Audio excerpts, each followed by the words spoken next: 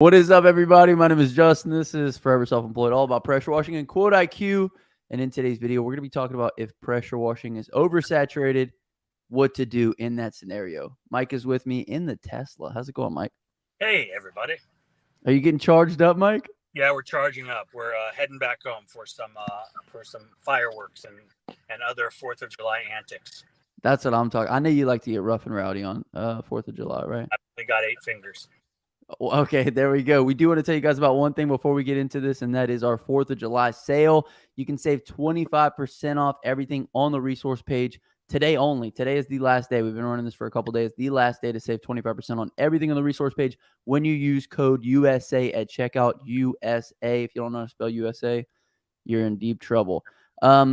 All the courses, so any course, how to wash, local domination, my Facebook ad strategy, solar panel cleaning, how to build a rig, how to scale to the next level, how to quote. We got the Christmas light boot camp, how to get customers for free on Google. We literally have everything, and everything is 25% off. The customer contract, if you need before and after pics, if you need the roof washing marketing package, everything on the page, 25% off. Check it out. It's going to be the first link in the comment section and the description.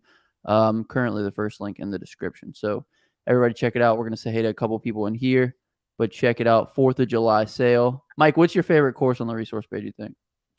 I think how to wash is probably one of my favorites. That was fun to make.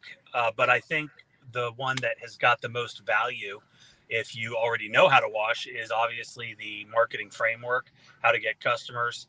That is that's kind of a hidden gem. People, I think it's so hard to kind of explain what it is that people have, they just don't know about it. But essentially, it is the best ways that I have found, Justin has found, Aaron has found, with the marketing of our businesses, how to get the most eyeballs on our businesses so we can generate the most revenue, get as many customers coming in. Sorry. So I think the marketing course is a really good one, but also, all of the marketing assets and the business pieces that the customer contract is huge.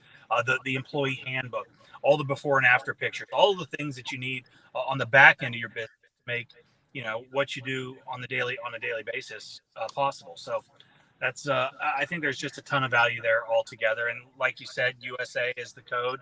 25% off everything on there, and we're doing it. It ends today. Absolutely. So we're going to give a couple shout outs to a couple guys in here, and then we're going to go get started. Scott Cleans it, says studs. Appreciate you, Scott. Thanks for hopping in, man. Cleaning the South. What's up? Michael's in here. Happy 4th, y'all. Hey, guys. What's up? We got Mr. Smooth Blue is in here looking cool. I like it. Why is pressure washing so satisfying? Kenneth wants to know. These guys have house washing signs, $199. Really drove the price down. That is a lie. It's $99. $99. It's even lower than that. $199, and that's. But we'll talk about that because, that's one of the things about the oversaturation, and I don't even know what you're going to talk about here, Justin. But yeah, the marketing in order to get the eyeballs on your business can be done in a manner of a bunch of different ways. One which is the $99 sign that I love, but you also got to think about who's actually calling those signs on the side of the road. What's up, AP? What up? AP in the house. Come on. Over the course of the last,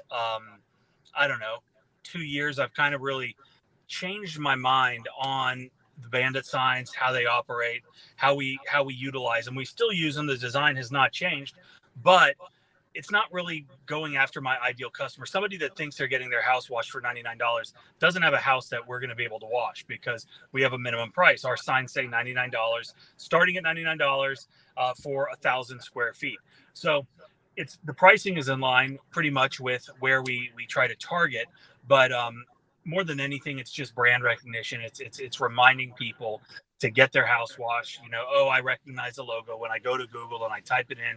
If you've done your work, you're going to pop up. So kind of my 2 cents on the thing.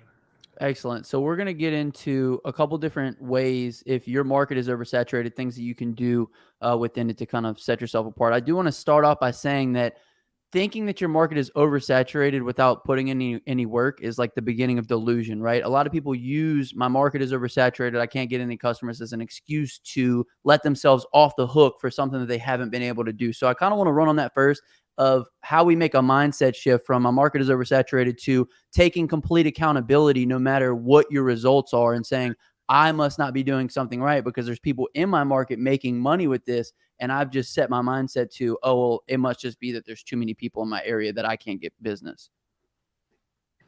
So does one of y'all want to run on something like that?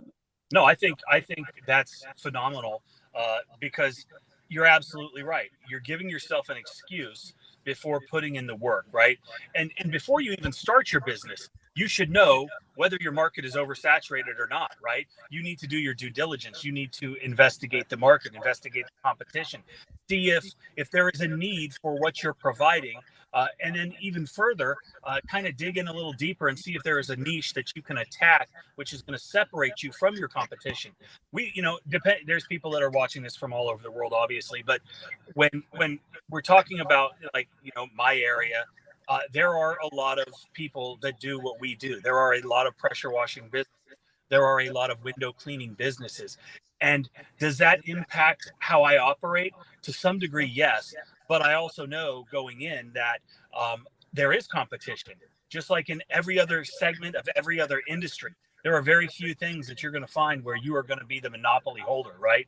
And with that being said, just like Justin was alluding to, is you have to understand that you have a lot of work to do to differentiate yourself from everybody else in your market. And that doesn't happen overnight. That doesn't happen without putting in the work, putting in the effort. It starts with a website. It starts with your Google My Business page. It starts with how you're presenting yourself, how you're going to market. So I'll kind of end on that. But yeah, don't use it as a scapegoat. Aaron, do you want to run on that at all, man? Well, Just the mindset of thinking you're. I think that's like the easiest way out. Humans are kind of known for that. We try to take homeostasis at every single turn of unfortunate events. It's similar to me. I grew up in Alabama, and most people are just obese, and they're like, I can't lose weight. And I'm like, well, have you tried starvation yet? Like, and you almost have to be willing to take that route. You have to be willing to go to the nth degree because somebody is making money in your market, especially if you have this idea that it's oversaturated. That's perfect. Like, there's money to be made and that there's people who you can compete against. That's great, dude. You don't want to enter a market that's in the middle of a desert and you're the only person that lives there. And you're like, well, there's no competition. This is great. It's like, yeah, and you're the only person who lives there. So you're going to be cleaning your own house. So I think you just have to watch your self-talk. Self-talk is huge. Self-talk really runs the day. It's that inner narrative that you create. And it's almost like you ask those family members, and I've asked them before, hey, have you ever just like not ate for like a week? Just stop eating for a week. Because they're like, I can't lose weight. And I'm like, well, just stop eating for a week, because Africans over in Africa aren't starving because aren't skinny because of their thyroid, or they just have really great metabolism. It's like, no, they're skinny because there's no food. And you somehow find a way to find food, even though you can't lose weight, you're still sneaking ice cream here. It's like humans will find a way to fail. This is what I found. And I'm speaking from personal experience, and I'm trying to convey this to you guys, to don't allow yourself to be that way. If you're that person and you're using my analogy of the obese individual who says, I just can't lose weight, well, go starve yourself. Go out to the market. Take your ambition, take your grit, take the chip on your shoulder, which is what I'm good at, and go to the market and just you become the guy. You saturate the market with your signs, with you become the person that people talk shit about because the market's oversaturated. Make them compete with you. You have to put the market on its heels with how much information and marketing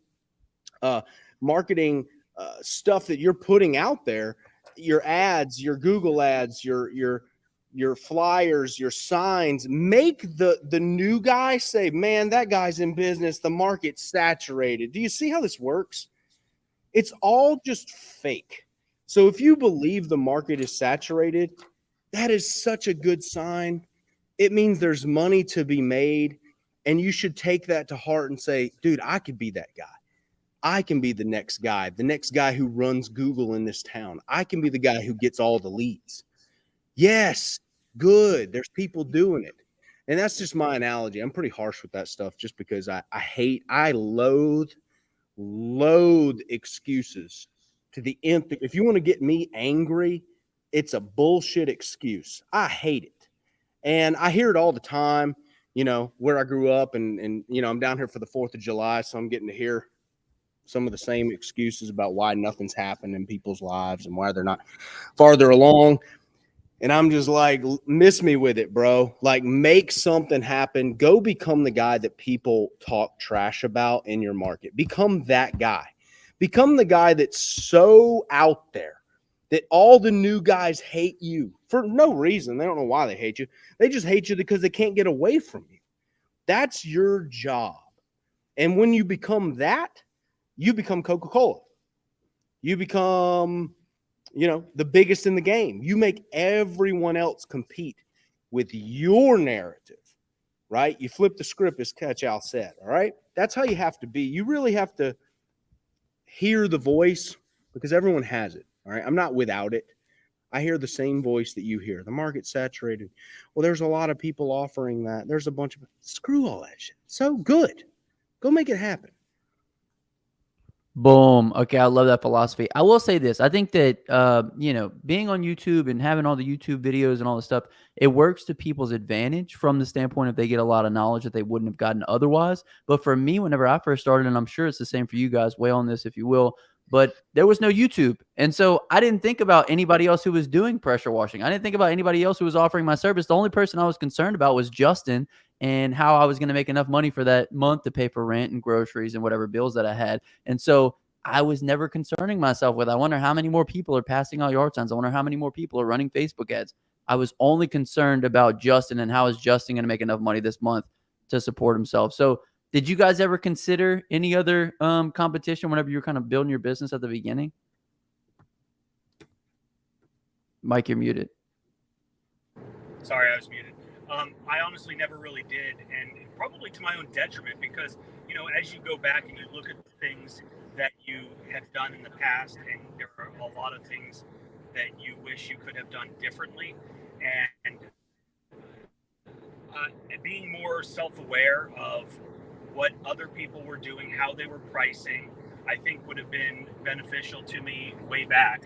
It took many years for me to understand the true value that we provide and that people are willing to pay for the services that we offer. And because of that, I left a lot of money on the table. So I encourage you guys to be aware of your competition, but don't let that competition hinder what you're going to do.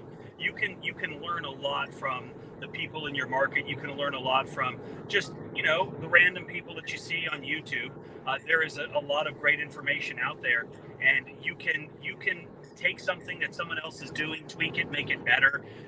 Every market is different. So there are plenty of opportunities for growth just based on improving what you see. I mean, you don't have to reinvent the wheel. And I think that's one thing that I see too many guys do too often on so many levels within their business, whether it's like, the marketing, I'm going to do this, I'm going to do this. Well, I can tell you it's not going to work for the most part.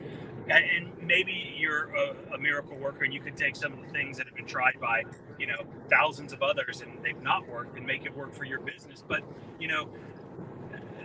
sometimes that, the things that work are the things that work, and those are the things that you should, follow suit, improve upon, as I said. But like I was saying, I think we sometimes try to reinvent the wheel, and you don't have to do that, right? Start smart, start small, and grow. That's what I think. And don't let competition hinder you. Take advantage of what they're doing that's successful, and make it yours and make it better. I want to segue over to Aaron. Can I say something before I segue over to you? Yeah. Go. I just want to set you up because I think that a lot of people, if you were making the excuse in your business that pressure washing or whatever your service is that you're providing is too oversaturated, you are not down enough on your luck to have to be successful. And that was one of the situations that I found myself in, and Aaron found himself in. If we were not successful, we could not sustain life. We were then going to have to go and find a job or go do something, and we weren't willing to do that. So I think it's kind of like that quote, like you have to want it as bad as you want to breathe in order to be successful. And until you find yourself so down on your luck that the only route you have is to be successful in the business, you're going to make excuses like, oh, it's too saturated. Oh, I tried this. Oh, I tried that. It's not working. So, Aaron, can you kind of tell us about, the situation you came from and how you had to make it work for yourself? Well, let's center it back around to health, right? Like before I really got cranking in my business, I was like always living in the gym. And then, we got cranking in business and I started laying off the gym, right? I'm telling you guys, I'm not without the advice I'm telling you. I hear the voice that all of you guys hear. And so I implement it, right? And that's why I'm on the health kick. But the interesting thing about this is a stat. People who have a heart attack, what do you notice with them right after they get out of the hospital? They start walking. They start changing their habits. They start changing their diet. They like my dad. My dad had a heart attack a while back, man, and he's lost like tons. See, Boo Boo gets it, dude. Like I'm already making changes, but I'm actually changing the habits, right? Like so. My dad's walking every day. My dad's doing the healthy stuff. And it took a heart attack to check them. That's the sad thing. So it's like with Justin, what you're saying, parlay into it, is I was living in my van with $500 to my name. I didn't have a choice. It was like the heart attack analogy of my life. I was sitting there with nothing. I didn't have a chance to focus on competition or who had what or anything like that. And what Justin is saying is that if you can sit there and focus on it, you're not hurting bad enough. You don't want it bad enough. You're not willing to go out and sweat in this Alabama heat like I am all day long to make it happen. And you have to. You have to be willing to go out and put shoe leather to the ground to make this happen if that's what it takes. The old marketing techniques are still around. Why? Because they work. And look, everybody who is selling anything is going to want you to buy that thing, right? If they're selling postcards, then postcards the best thing ever. If they're selling Google Ads services, then nothing works but Google Ads. But the truth is all of it works. All right. And what I've noticed is that guys are not willing to give any of these marketing outlets a chance at the real volume they need and the investment they need to make it happen. And a lot of guys are getting started on a shoestring budget. So that's the big issue. They're like, well, what's the best thing I can do for free? Right. And that's called walking around knocking on doors. That's free. You can go sweat it out and do it. Well, how many of y'all on this call are willing to do that? I would hesitate to say probably about 5%. 5% are really willing to go out every single day, grab themselves by the balls and go meet rejection in the face and go score some deals. But look, all of the numbers fall out. About 5% hash it out and are successful, right? Like 5% of people really knock it out of the park. 50% can have a little business going and a little side hustle, a little hobby. But if you're willing to kind of burn the ships, right, and you're willing to go out there and knock the doors and hand out the flyers all day and sweat in this heat like I'm currently doing, you can really make this happen on the cheap. But a lot of people give up on postcards and they only send out 1,000. Like, well, I sent out 1,000 and it cost me a stack of money and I didn't get any calls or only got one call. Well, that's called marketing. Saddle up and send out another 10,000, right? That's the key with postcards. You got to send out 15, 20,000 to really start seeing it. And you got to send it to the same people over and over and over and over again. This is why if you check your own mailbox, you get the same Firestone oil change is $35 come in today for a free rotation. And you get it every single month. They're pounding your mailbox. That's the point. But the investment that it takes to go there, a lot of guys are not willing to saddle up for a couple $1,000s on the chance to score a job. Well, you got to weigh out your commitment weigh out how much money you have. If you ain't got no money, you got to beat the pavement. If you got money, you got to saddle up and go invest in the postcards and the Google ads and make it happen. That's all it is. It's just courage at the end of the day.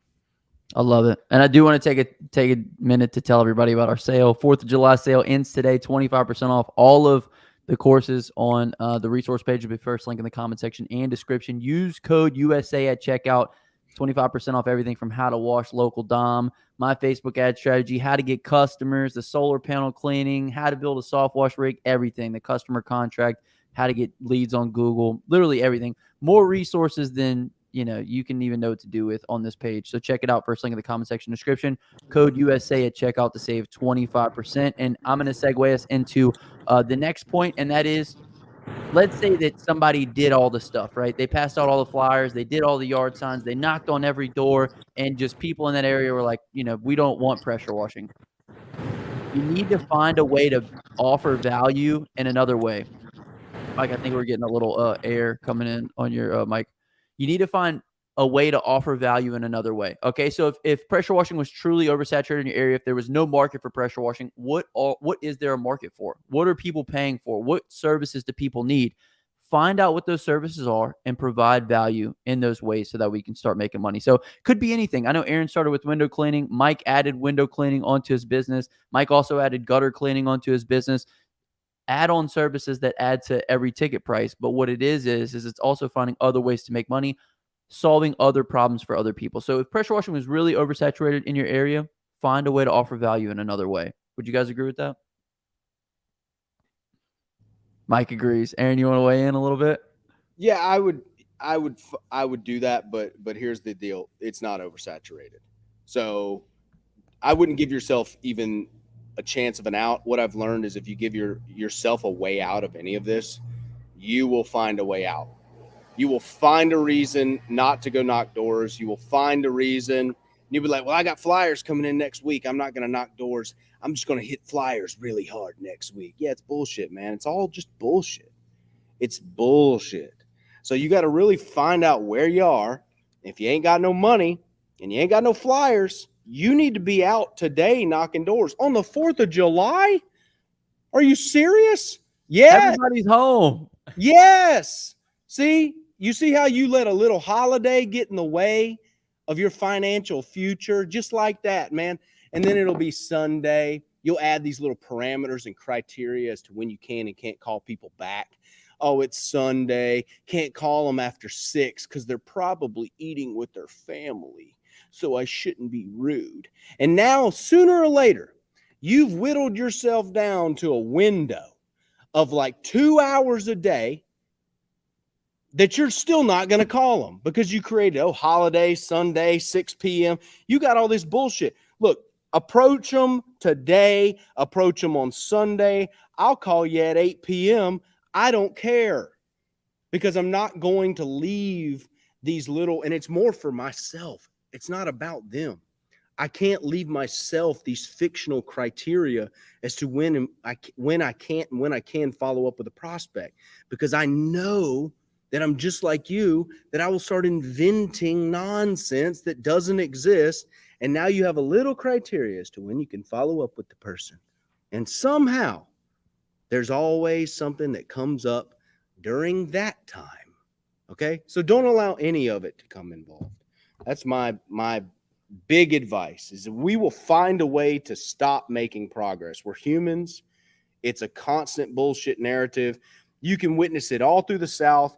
You can witness it through every single entitled little blue-haired college kid over there that apparently it's everyone else's fault except their own. No, it's your fault. It's a good thing it's your fault, though, because if it's your fault, you can change it. Boom, exactly. And that kind of goes back to, how bad do you really need it? How bad do you need to be successful? Do you want to be successful as bad as you want to breathe? Because if you do, like Aaron said, it's the 4th of July. Hey, it's a great day to run a sale, 25% off everything on the resource page. Come on, baby. Take a cue. take a cue. Hey, we are going to the barbecue later, but guess what? We're going to take care of business first. We're going to come on here. We're going to talk to you guys. We're going to talk to you about how to be successful in your business. And we're living it right now. You know what I'm saying? We could be by the pool. We got pools. Mike is probably headed to a pool right now. And we will be, but we're going to put in this work first. We're going to let you guys know what it is. We're going to let you guys know how to be successful in your business. And then we're going to go have some fun after that. But we're putting what we need to first. Okay, so find a way to offer value. Obviously, offer niche services is another way. If your market is oversaturated, get your foot in the door with a niche service, right? Aaron, were you able to leverage any of those? I know in the beginning you start off with window cleaning. Were you ever able to leverage any of those commercial window cleaning jobs, maybe into bigger pressure washing jobs? They weren't really big enough, and I got into pressure washing too quick. A lot of these were like little coffee shops, and the city, sidewalk was like right up next to it. So there was nothing to really pressure wash.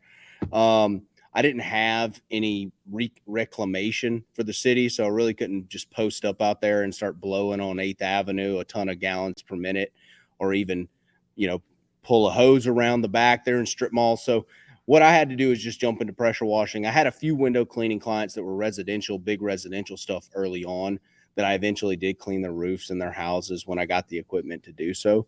But, you just have to let that be an organic migration, with those old clients, that with whatever version of this you start off in, it can be an organic migration. It's pretty easy. Absolutely. And I started off with landscaping. That's why I was asking, because I started off with landscaping. It was so easy to get landscaping customers over here. I would pass off flyers, and I ended up getting like 4 or 5 landscaping. But landscaping is so much harder. The profit margins weren't there as much. And so that's when ultimately ended up making a switch into pressure washing. And I was able to leverage some of those customers. So offer a niche service, right? If you're having a hard time getting customers with pressure washing, what other services can you offer? Mike, did you want to weigh in on this one? Yeah, I was just going to say, we started primarily with commercial work, sidewalks, dumpster pads, a lot of restaurants. We were our hand was forced. We moved into residential, which was house washes. That's what I thought. We're going to go wash houses and do driveways. And then I realized that there were so many other services that people were needing on the property that just continually add more value to the customer and increase our average ticket price. Gutter cleaning, roof washing. Roof washing is something that doesn't require a tremendous amount of more equipment, right? You can get away with the 12-volt pump and rig it up until you can get something that's more professional and a little bit more efficient. But all the little things, basically anything that you see that can be cleaned or something that you can do to add value to that customer, improve their life in some degree, that's what you need to be talking with them about, and charge accordingly. Make sure that you're charging what your time is worth, because the worst thing that you can do is get out there and basically be working for free. We're not in this. It's not a charity. This is a for-profit, venture, and you need to make sure that you are understanding what your costs are, what you need to charge per hour or by the square foot in order to be profitable. Because at the end of the day, you can add on as many services as you want, but unless you're being paid for what you're providing and you're making money, then what's the point? So that's another really important thing, is understand your niche and understand that market of that niche. Boom. Awesome. Just for any couple guys mentioned in here, this is great information. For anybody who's enjoying this content, we do go live in the Inner Circle every other week. We do coaching calls. If you guys want to check out the Inner Circle, it's this one right here. We actually have an Inner Circle deal where you don't even have to pay the monthly deal. You can get in a one-time fee. You get all the courses. You get everything. And basically, we do these calls and we answer your questions. So if you guys had specific instances that you needed help on, we'd hop on and answer your questions. So for anybody who's enjoying the call, check out the Inner Circle. Bunch of killers in there, bunch of guys that you can network with, talk to, guys doing big numbers. And like I said, we do these calls all the time for major accountability within your business as well. So offer niche services, offer other services that allow you to get your foot in the door with customers that you wouldn't have been able to otherwise. Let's kind of keep going down the list. The next one is taking extreme accountability. We talked about this a little bit earlier, but until you say, I'm not landing jobs, it's my fault, and you're always pointing the finger, that's the biggest problem, right? You need to take extreme accountability every time you point a finger, right? Force pointing back at you. When you start saying, how can I become better? How can I do my job better? That's when, you're going to really start making some progress. And basically, with extreme accountability, you want to find a competitive advantage within the market, whether that is selling better, whether that's marketing better, whether that's presenting your product better, whether that's how you speak with the customer better. Find some type of competitive advantage in your market. And I know that Mike and Aaron both have found very good competitive advantages. Aaron was more so selling on price. He sold a lot of high ticket services with regards to pressure washing. Mike is really good at automation, selling quickly. So Aaron, let's kind of talk about your competitive advantages first. How you kind of posture with the customer is really good, and high ticket, obviously. So can you speak to that a little bit? Yeah, so I didn't have any. Obviously, when I first got started, I didn't have the website I have now. I was not cranking a lot of Google leads. It was a lot of. This is when Nextdoor was kind of the Wild West, and you could post whatever you wanted on there. It was probably 6 years ago, and they wouldn't take it down. You didn't have like the little Nazis that that'll just take your stuff down now, like they do. So you have to buy a zip code or something like that. None of that existed. So a lot of my stuff was off of Nextdoor early on, and I really sold on the idea because I was a one-man band. I was broke.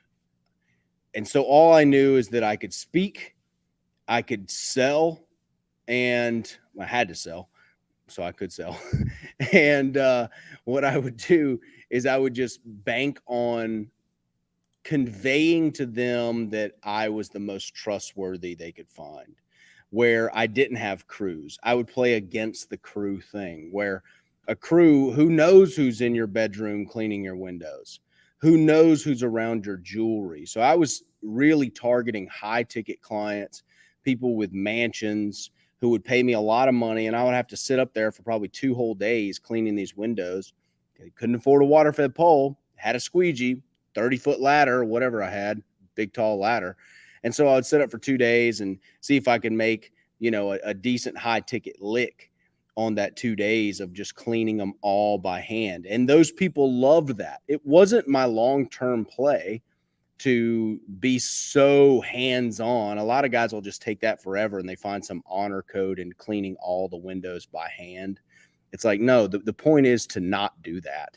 I had to do that because I couldn't afford the equipment. So I would just sell on being the concierge service. I was the only guy in your master bedroom, the only guy in your kid's bedroom, right? When I'm cleaning their windows, right? People are weird about their space. And I knew that, and I sold off the back of that. Look, I'm weird about I don't want some, weird ex no-tooth con in my house either. I just don't. Irregardless of the crew or if I trust the company, I don't want that guy in my house. And I knew they did it. So if you're that guy and you're a one-man band, like, you can kind of play off of the negativity that they innately feel. And I could sell these super high ticket jobs as the concierge, and I would meet with them, walk the property because I had to. And then I would sell high ticket because I was the only guy who was going to be on their property the whole time. They felt it was quiet. There's not a lot of crews running in and out. They was trustworthy. They trust me, and I could charge nearly double selling it that way. Right. But I think one of the most important things before I let you go, Mike, is Aaron knows exactly what his competitive advantage is. He knew that it was a boutique service that he was offering. He knew that he wanted to be the only guy in your master bedroom. See how he said that? He had that pre-planned. That's how he, penetrated the market, was because he knew what his competitive advantage was, and he was able to market and speak to that whenever he was speaking to customers. So if you're in a market that's oversaturated, ask yourself, why should somebody pick me over the competition? And if you can't think of anything, then think of a plan. Think of ways that you can differentiate yourself from your competition. Write that down and make that the ethos of your business. And you operate from that day in, day out. When you speak with customers, when you market your business, you operate from the perspective of, this is how I'm differentiated in the market, and you present that to them. I do want to give a couple shout outs to people who did super chats. Lance, thank you so much for the $5 super chat. Mike Davis says, what's up, Mike? Nice car. How y'all feeling this 4th of July? Appreciate you, Mike Davis, for hanging out with us. He's always hanging out. And of course, Big Mike Turman. Come on, baby, with the $50 super chat. We appreciate that. We really appreciate that. So with all that being said, thank you guys so much for the super chats. We really appreciate it. If anybody has any questions, leave them down below. Mike, talk about the speed at which you quote. Talk about the automation and how that differentiates you from a lot of your competition.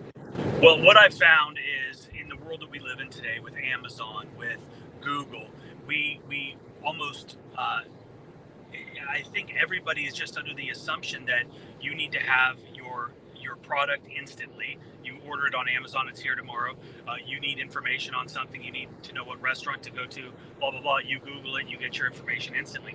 That instant gratification is what I've taken and built my business around, because I understand that our customers, they want that, they need that, and they expect that. And because of that, that's why I will do almost 99.9% of residential quoting instantly. Over, I see the address, I look up the address, they get a text, they get an email, or they get an estimate, sent through Quote IQ now, which is one of the reasons why we built Quote IQ, is because there was nothing out there that was giving me, as the business owner, everything that I needed to work as fast, efficiently, and as quickly as I wanted it to be. There was too many steps in there.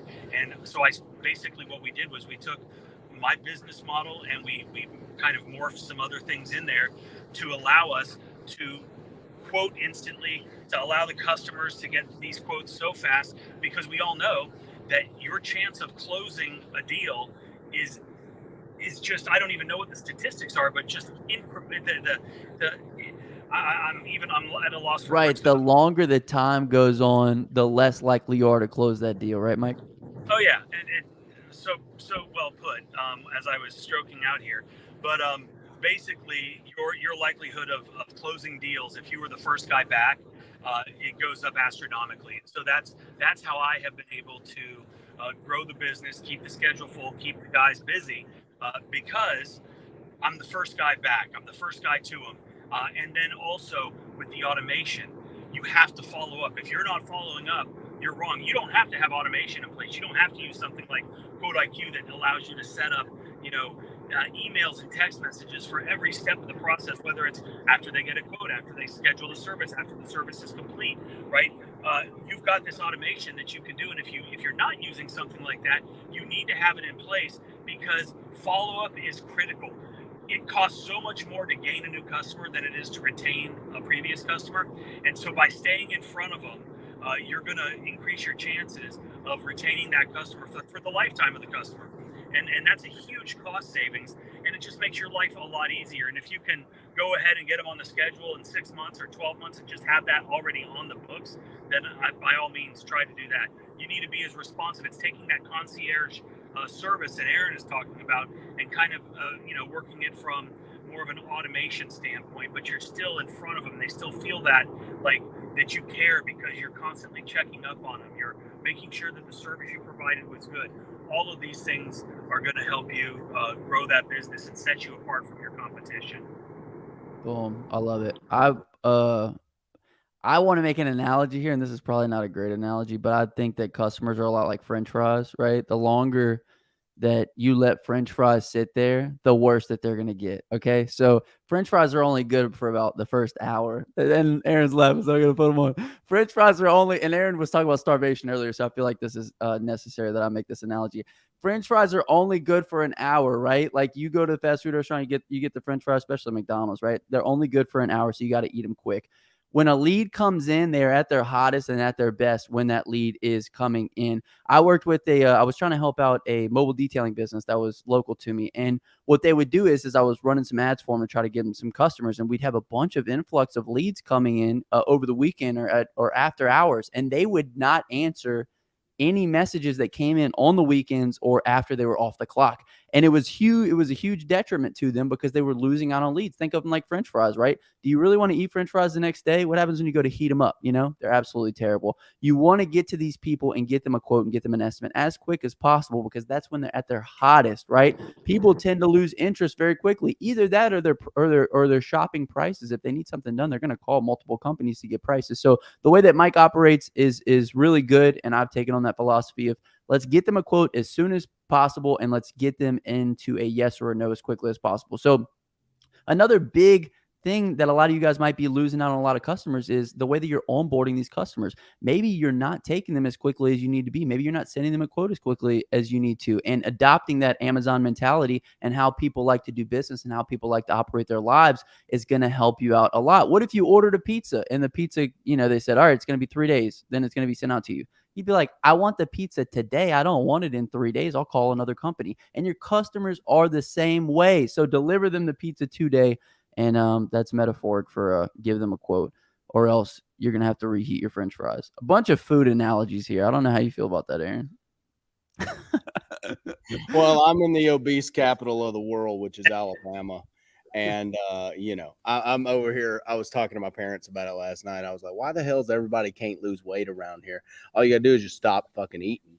And they're like, oh, no, I ain't going to stop that now. You can't request me to stop eating. Well, it's getting to a point where we need to just quit for a week.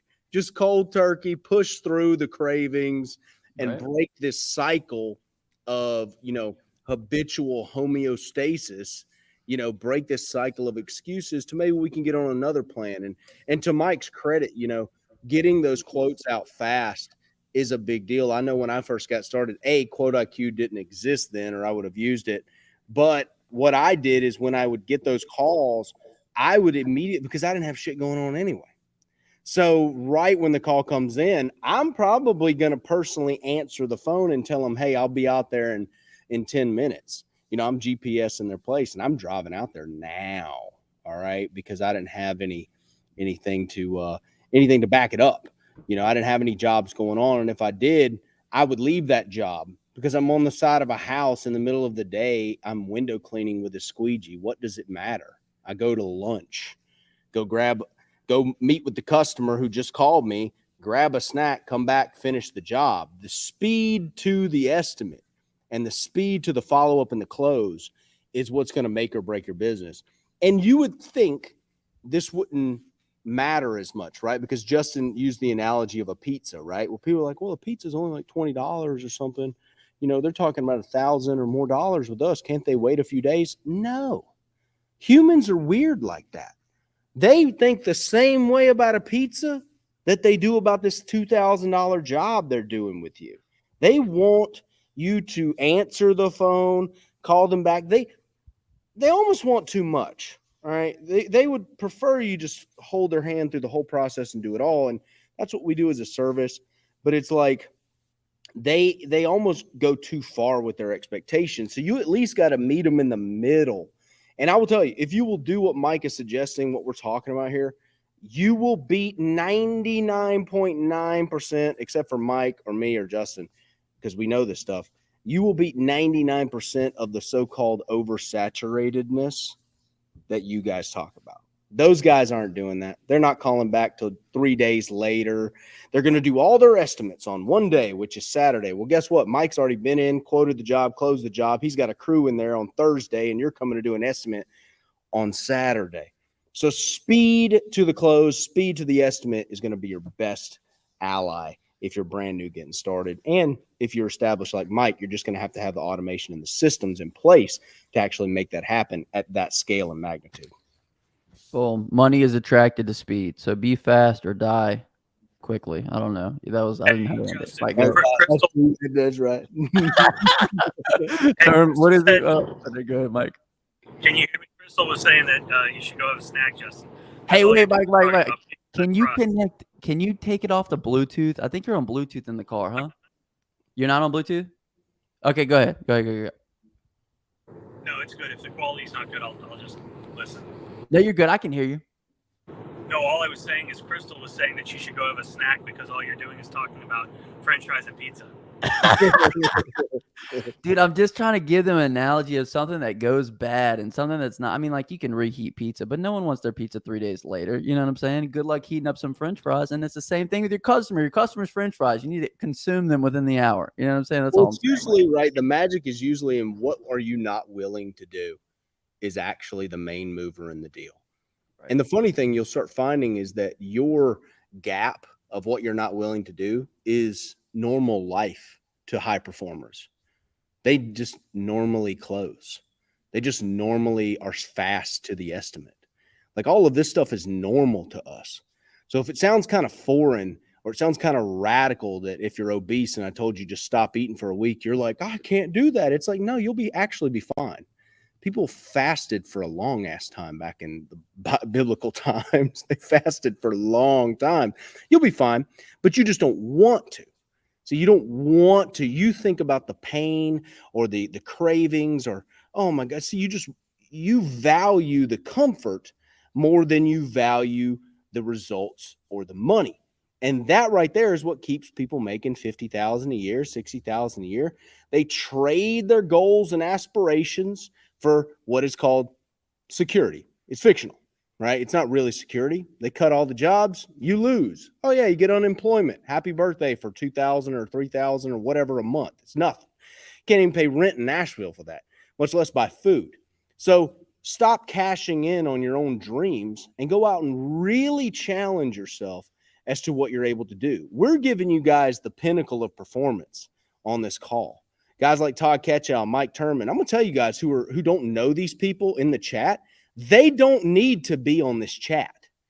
They actually don't. Mike Turman makes $1 million a year in his business. Why is Mike on this chat, and why is he giving us $50 for a super chat? Because Mike don't care about $50. Mike just has grown up with us, grown through the process with us, and we've kind of guided and helped him along. And 99% of it was Mike, right? Mike will go to the end of the earth, and he will close deals. He will get them on a contract. Mike will work magic, but Mike doesn't have an excuse bone in his body. And just highlighting him, and Ketchell's a lot of the same.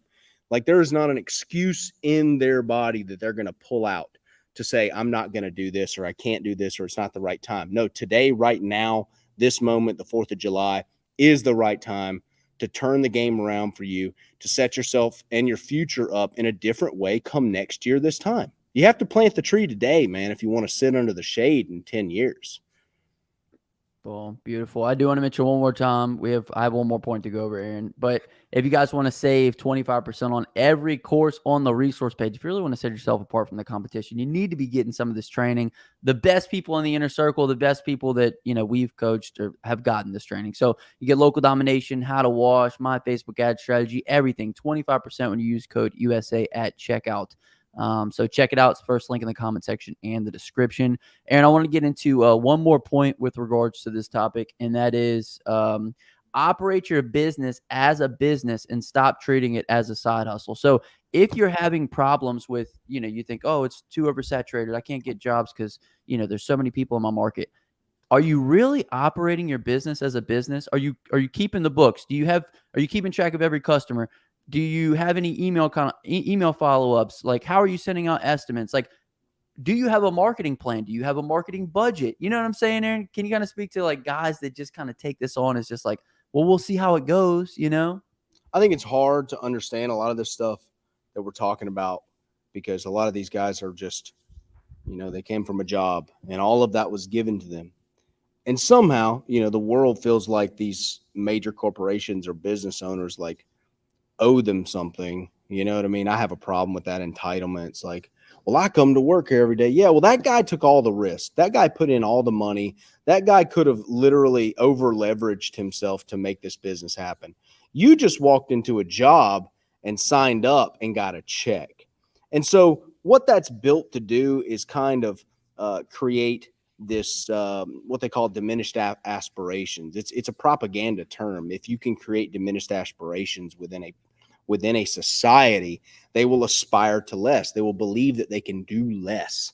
And there's a bunch of ways to do that. One being the public school system, creating 12 grades, and then another little thing called college, right? And they create these little brackets of how they coach you and teach you to be an employee or to be a soldier. And the Romans figured all this out. Okay. So you're really having to go back and break all of this teaching that you've been taught. You really have to go back and see, like, where has it been handed to me? And I think that I actually made it on my own. And you'll find that a lot of it has been handed to you. If you've ever gotten a check from a job and you worked there, yeah, you traded your time for money, but you didn't risk anything being there.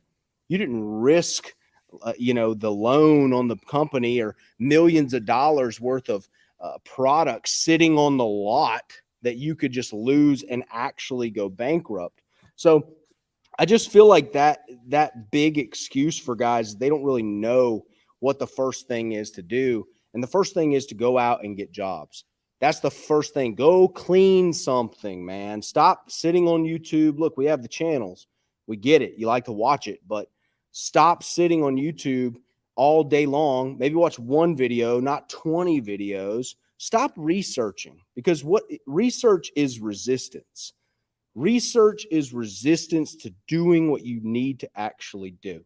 You know, I got a beautiful woman in my life now, and she's wonderful. She's loving, but she will research for the next week.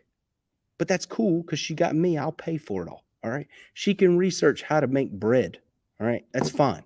But you, as the breadwinner, you guys on the call right here, right now, you don't have the time to sit here and just research.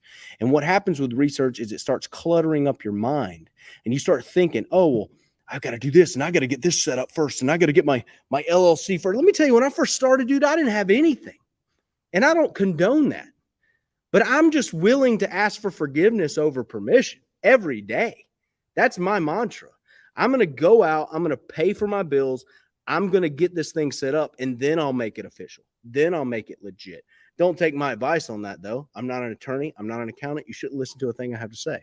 But go out. You have to reduce all of these. Guys are like, hey, should I get my name trademarked? I'm like, are you Coca-Cola? Are you Budweiser? Are you going to franchise nationally? Stop allowing this stuff to clutter your mind. And you know what happens? You get a franchise. You get a trademark, which is going to take a year anyway to process. You go out and get it. Are you going to go to the town, to the guy who stole your logo, hire your attorney to go to their town? Okay, so you're already $20,000 deep right there to go fight this guy who stole your pressure washing logo. Do you see where the gap is? Guys worry the hell out of that. And it's like there's so much of this stuff you don't need to clutter your mind. What you need to do is go out and clean something and get paid to do it and get momentum. It's called mental momentum. Get momentum on your self-talk, on your thoughts. Start believing that you can do something that your family's never done before. A lot of you guys on the call, man, y'all didn't come from much. I know, I didn't either. Okay. So you have to get this momentum. All right. You have to get this mental momentum when you go and you clean something, they give you a check and you're like, holy shit. That's the circle of life for this deal. I go talk to somebody, I clean it, they pay me. How many times can I do this? How many doors do I have to knock? How many thousands a month do I need to spend in ads? Okay. To get this to be a recurring daily thing. And at the end of the day, that's all it is. It's just frequency and spending your money or spending your time in the right areas. Right. And that's also known as the compounding effect. I read a book on that, Aaron. But essentially, Aaron Hardy. Yeah, taking action in one direction for long periods of time, every day, consistent daily action over time, building returns that just go higher and higher, just because it just compounds over time. So figure out consistent daily actions that you guys can take within your business that are going to move that business forward. But as the last point, operate your business as a business. Don't treat it like a side hustle. Don't treat it like you have any other option. As Aaron mentioned, a lot of you guys may come from jobs, and at a job, all you gotta do is show up, you get a paycheck, and you roll out. There's no risk there. And so well, they treat it like this, and I understand if you're starting from nothing, but the scary thing is a guy who has a job, right, and he has money coming in, and he's wanting to kind of segue from that job into this business. And he's still pinching pennies.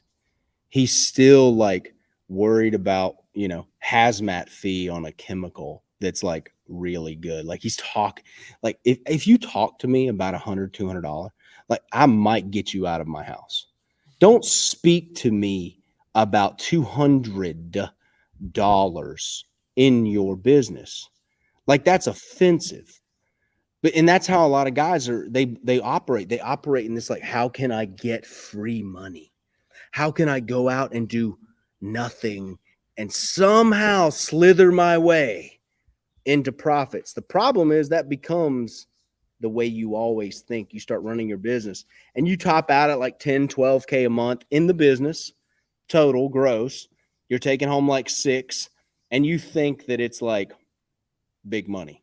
And if that is to you, then that's as far as you'll go. But that's what happens to the guys who pinch pennies. There's guys on the call right now who will just write the check. Turman buys $4,000 in chemical at a time. Okay? At a time. Now, he scaled up to that point, but that was always within him. Writing the check was always within his personality. So what you guys right now on the call are really going to have to do after you get off this, and this is what I'm going to kind of leave you with unless Justin wants to kind of expound on it. You're going to have to look into your childhood and figure out where all of those little fictional barriers were. I can't lose weight. You're still eating. Why the fuck are you still eating? You can lose weight. You just don't want to lose weight. No, I really do want to lose weight. No, you don't. And this is how most people live. If you actually want it and you live it and you're willing to go out there and beat the pavement, sweat your ass off like I am in this building right now talking to y'all. Okay, sweating my ass off in this Alabama heat. There is no choice for this business to be successful for you or not. There's absolutely no choice. A lot of people go into this with a chance. I'll try it and see if I can make it work. That's hobbying. And a hobby will lose. An ounce of doubt and you're out. No, you have to walk into this with, I have no choice but to make this work. And it is going to work. Hell or high water. I will be the number one guy in my city, in my area, with my zip code, my street. I was the number one pressure washer on my street when I started because there was nobody else. Okay. I just had to expand out to those 2-3 streets. Right. And then I started expanding out to the city. Right. And then I started expanding that mentality out. But that's how you got to think. You have to walk a little taller. Andrew Carnegie said something in his biography that really touched me. And he said, the men who really make it, and do something big, they always believe somewhere deep down that they are superior to the other man. And that's something that a lot of your little childhoods, including mine, would say, oh, that's arrogance. That's cockiness. Don't be that. Don't get over your raising. Yeah, you better get over your freaking raising, bud, or you're going to end up making the same money your broke family did. You're going to make the same money. You're going to live the same little life. And that's fine if that's what you want. There's nothing wrong with it. But don't get on the call and think, don't talk the game and then go back to acting like those people. All you have to do is check the patterns of those people who you don't want to be like. And the cool thing is they're probably pretty close to you. So just watch how they act and don't do that. Do the opposite. If you talk about, hey, I'm going to spend 10 grand on Google ads and your family's like, oh, well, $10,000, that's a Honda Civic, a used one with 100,000 miles. It's like, yeah, I'm going to spend 10,000 on Google ads. It's not a question. And I'm going to do that in 3 months. What? How do you even know you're going to get it back? See, that is the spoken from a poor mentality. See, you're trying to keep me in your poor little environment by spewing and flaunting your ignorance on this. They don't know anything about business. So don't listen to anyone or take any advice or any opinions. You have to close your mind off from anyone else who is not rooting for you, wanting you to win.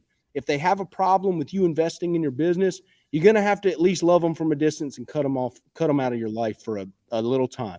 Maybe not go to the cookout. Maybe not go to Christmas. Not go to Christmas.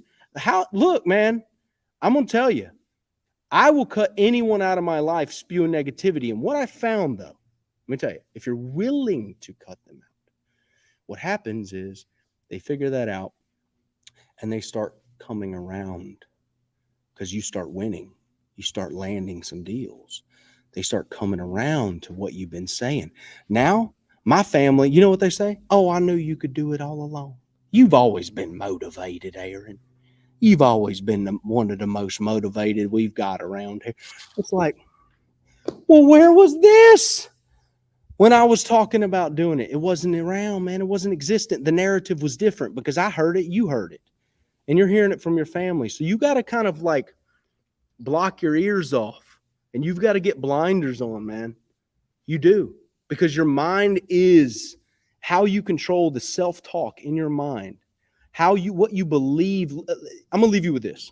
All right. I'm getting into a preach mode, okay? Which I'm good at, but I need to cut it.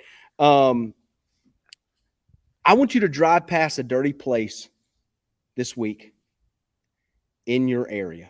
And it's been dirty for a long time. Okay? Been dirty. And you've seen it to be dirty.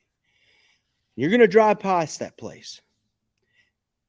And I want you to take a mental snapshot of what your mind says to you as you drive by. Do you say this? Listen, oh, they probably already got somebody cleaning that. Ain't no reason to talk to them. They ain't never going to clean that. Are these quotes running through your mind? They ain't never going to clean it. You know, if they were going to clean it, they would already had it cleaned. Are these little sentences that are running through your head? No. What you need to do is turn your little truck into the parking lot and go talk to somebody about cleaning it. If you will hear that narrative, you acknowledge it and you say, okay, I hear you, but I'm still going to turn in and talk to somebody and close this deal. You, next year, will not look the same for you as this year. Your finances, your life will absolutely change. I promise you that. But you got to admit to yourself after you get off this call that you do hear the resistance. You do hear that voice that says they've already got somebody. They're not going to pay for it. If they were going to pay for it, they would have already had somebody do it. You hear it. And when you hear it, you put that little blinker on and you said, and you go talk to somebody about your business. You'll change your life. Boom. Okay, sweet. That was really good. Okay. I got to tell you guys one more time before we leave. We had a lot of people talking about, look, preach it, amen, mic drop. That was gospel. Damn, Aaron, mountains of gold. Look, if you guys need this kind of stuff on a weekly, bi-weekly basis, this coaching, this is one of the reasons why I love Aaron. I've always loved talking to him. I love his, perspectives and things. I think there was somewhere along Aaron's journey where he made a switch, when he decided, okay, I'm going to start servicing higher end customers and I'm going to adopt a higher end customer mindset. And he kind of backwards engineer how those people operate and how they make purchasing decisions. And now he is that. He embodied what he wanted to service first and foremost. But as I was mentioning, if you guys want to be a part of these conversations, if you want, this higher level knowledge, check out the resource page, code USA at checkout, save 25% on every course that we have, every asset that we have. It'll be the first link in the comment section and the description, how to wash, local domination, everything. If you guys want to see me and Aaron day one, Local Dom is a great course. Like, it is us at the start of this whole thing, man. Just grinding through it and giving you guys everything that we got. So check it out. Also, if you want to be a part of the inner circle, be a part of these bi-weekly calls every other week. And you can ask questions in it. You can do the whole deal, Aaron, you want to say something? No, it's just a private group. Catch-Al's in it. Turman's in it. There's a few guys on the call here. We have a few $1 million earners in there. And these are guys who have either started with us or been with us. Some of these guys have even come to the events. Look, I don't even think it needs to be said at this point. Like, we've mentored thousands of people, and I know we don't talk about this, right? We never talk about this stuff on the channel. And every now and then I like to plug it just because it needs to be said. We've gotten thousands of guys started in this business. We've gotten hundreds of guys to multiple six figures and beyond. And I'm going to tell you, what you're going to find in the inner circle is not what you think. You're going to have a thought about what you're going to get. I'm going to get some chemical advice. It's like, nah, man, it's way bigger. It's way bigger than that. This is a family in the inner circle. We're always in there. Cody Yarbrough's in there. Mike Vidan's in there. Justin's in there. We're all in there. Catch-Al Turman's in there. Ashley Westfall's in there. There's some absolute killers from wherever you are right now in your business. Okay, maybe you're making no money. Doesn't matter. That's fine. We got those guys too. We also got guys who are making over $80,000 a month in there. And the cool thing is it's not a cesspool. And what I mean by that is everybody supports everybody else. There's something about having a group of people who genuinely want you to win. It's rare. I want you to think back in your life and see how many people in your life who genuinely wanted you to win. And you'll find it's about 1-2 people. Could have been an old girlfriend you had. Maybe your parents didn't even want you to win. That's not uncommon, guys. The narcissistic parent, believe me, I've done a lot of study. All right. They kind of wanted you to win, but not as much as them, right? As long as you're below them, whatever your winnings are is good. If you ascend beyond them, they're doing anything they can to put their hooks in you and keep you down. Your old broke uncle, right? This is getting this away from you, getting all of that bad dogma, bad narrative, and bad doctrine of what that Baptist guilt they want to put on you all the time, and getting into an environment where you can be around the people who are not only going where you want to go, who have gone where you want to go. Okay. So we have the spectrum in there. And if you really want that mentorship long term, we have a lifetime deal. I don't think Justin shows it, but if you go to that page, there is a lifetime deal. You pay once and you're you in get everything. You get all the courses. courses. You're in there forever. All right. You can't get away from us at that point. We're like Scientologists. We'll show up at your house. What's up, brother? You can't run, bro. I'm just kidding. We ain't gonna do that. But it's a mental shift. It's a brainwashing, if you will. Just as you've been brainwashed into poor speak, into dealing with family members and things like that, we will reprogram you for success and reprogram you for abundance in your life, in your business, and every other aspect. Bro, Justin, before we leave this call, I just want you to give me credit for sitting out in this hot ass shop. Dude. Bro, like he said, dude, y'all, hey, props today. The win is to the hotspot. Thanks, Verizon. This video is sponsored by Verizon.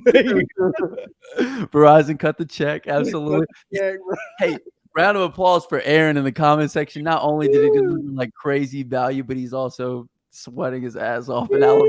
Boy, I've just succumbed to the heat down here, man. I'm like, there's something that down here I found that you could just always run to the AC and just go sit in the AC. Dude, the past week I've just been sitting out in the heat, bro. Right. I'm like, nah, because it's so hot, bro, in Louisiana. I know it's the same, dude. I know it's a scorcher down there. And a heat advisory every day for the past like month and a half. Like I've never witnessed anything like it. Every day is a heat advisory. It's totally that. But guys, thanks for coming on the call. We appreciate you being on here. I look forward to seeing all y'all in the inner circle. I hope you have a wonderful, safe 4th of July holiday with your family and all the people. But if you need to make this happen, go eat lunch with your family and get on the street and go knock some doors, go talk to some people, go approach that place that's dirty. If anybody's there, you don't know, man. There's people working today. Like corporate holiday, there's people working at Walmart. There's people working all over. People are still out and about. So never give yourself that little inkling of excuse, because that little seed starts growing into something. And sooner or later, you find yourself fat as shit and you can't lose weight, but you're not willing to quit eating, right? It becomes this other environment that you can't even talk yourself out with logic. And that's just logic at the end of the day. So, all right, that's it. Word of the day. Believe that. All right. Believe that. Until next time, I saw I get that money, baby.